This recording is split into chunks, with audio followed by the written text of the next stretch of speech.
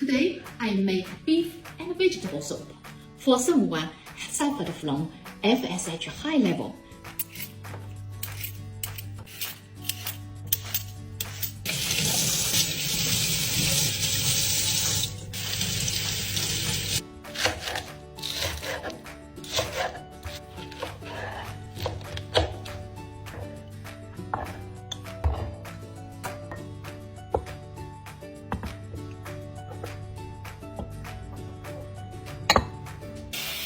Let's cook it up from boiling kettle water.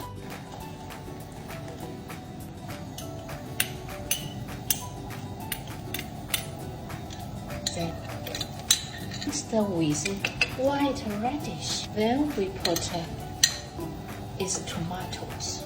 Now I put mushroom. Add this beef piece.